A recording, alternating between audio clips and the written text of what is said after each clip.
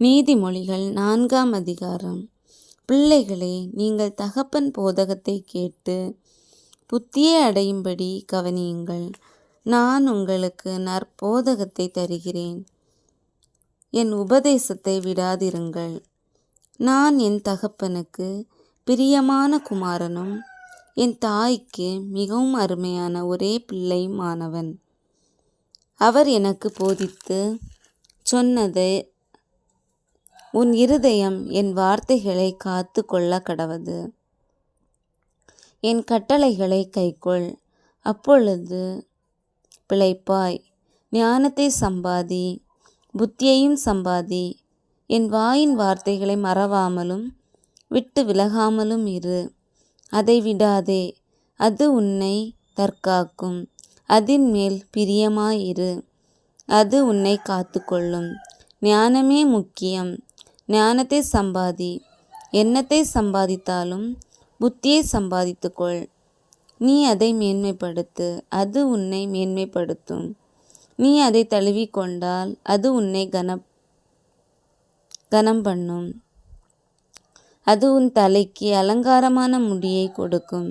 அது மகிமையான கிரீடத்தை உனக்கு சூட்டும். என் மகனே, கேள், என் வார்த்தைகளை ஏற்றுக்கொள். அப்பொழுது உன் ஆயுசின் வருஷங்கள் அதிகமாகும். ஞான மார்க்கத்தை நான் உனக்கு போதித்தேன், செவ்வையான பாதைகளிலே உன்னை நடத்தினேன்.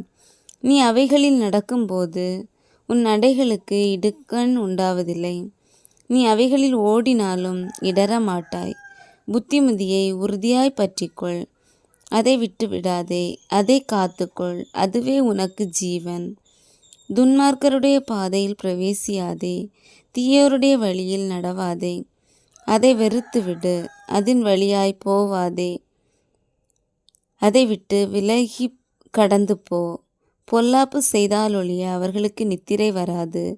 அவர்கள் யாரை ஆகிலும் விழ பண்ணாதிருந்தால் அவர்கள் தூக்கம் கலைந்து போம். அவர்கள் ஆகாமியத்தின் அப்பத்தை புசித்து கொடுமையின் இரசத்தை குடிக்கிறார்கள். நீதிமான்களுடைய பாதை நடுப்பகல் வரைக்கும் அதிகமாய் பிரகாசிக்கிற சூரிய பிரகாசம் போல் இருக்கும். துன்மார்க்கருடைய பாதையோ காரிருளை போல் இருக்கும். தாங்கள் இடறுவது இன்னதில் என்று அறியார்கள்.